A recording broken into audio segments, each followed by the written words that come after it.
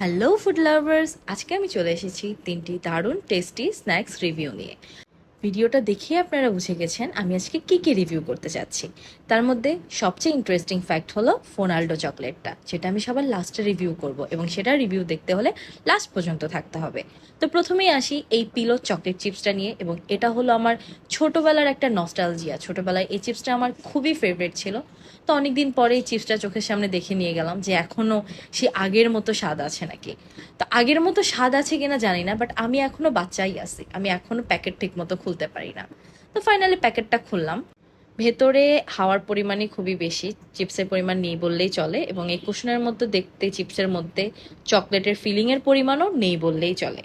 চকলেটের ফিলিং খুবই কম, যেটা দেখে আমি খুবই হতাশ। ছোটোবেলায় চকলেটের ফিলিং অনেক দেওয়া থাকতো, বাট এখন একদমই দেয় না, এবং খেতে খুবই স্মোকি একটা ফ্লেভার দেয়, যেটা আমার টেস্ট বাজের সাথে একদমই যায়নি এবং আমার একদমই ভাল লাগেনি। আমি কেন জানি আগের স্বাদটা আর পাইনি।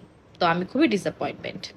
যাই হোক, এবার আসা যাক ইস্ট বেকার নিয়ে, যেটা আমার রাইট নাও খুবই ফেভারিট একটা স্ন্যাক্স, এবং আমি প্রতিদিন মিনিমাম আমার 2 থেকে 3টা ইস্ট বেকার লাগেই, এছাড়া আমার চলেই না। কারণ এটার ভিতরে যে মিল্ক জ্যামটা, এটা আমার মোস্ট মোস্ট ফেভারিট। মানে আমার মনে হয় কি, ওদের একটা আলাদা করে মিল্ক জ্যামের কোম্পানি খোলা উচিত, আলাদা মিল্ক জার সেল করা উচিত জারে করে। অবভিয়াসলি আমি নাম্বার 1 কাস্টমার হব, কারণ I love this milk jam. এখন আমি কথা বলবো একদম বাংলাদেশের নাম্বার 1 চকলেট, এটাকে আমি বলতে পারবো এই ফন্ডালো চকলেটটা। কারণ আপনি কি কখনো 10 টাকার চকলেট এক্সপেক্ট করতে পেরেছেন যে যেটাকে ফ্রিজে রাখতে হবে এবং এটা ফ্রিজে না রাখলে গলে যাবে? এক্স্যাক্টলি এই চকলেটটা দামে কম মানে সেরা। মানে এখানে ডালডার পরিমাণ একদমই নেই, একদমই নেই। মানে এটা হলো, আমি বলতে পারি আমরা যে 30 টাকা দামের যে ইন্ডিয়ান ডেইরি মিল্কটা খাই, কাইন্ড অফ ওটার টেস্ট। কিন্তু বাংলাদেশে 10 টাকার, মানে 10 টাকা প্রাইস অনুযায়ী এটা ভাই সেরা। মানে সেরা মানে সেরা। আমি কখনো ইমাজিন করতে পারিনি যে এই দামে বাংলাদেশি এত ভালো চকলেট। এখন ভয় হচ্ছে যে বাংলাদেশে তো কোনো একটা প্রোডাক্ট হাইপে উঠে গেলে তখন সেটার কোয়ালিটি খারাপ করে দেয়। তো আমি এক্সপেক্ট করতেছি যে এটা কোয়ালিটি খারাপ করবে না, কারণ এটা শেষ করতে আমার 5 সেকেন্ড সময় লাগছে জাস্ট।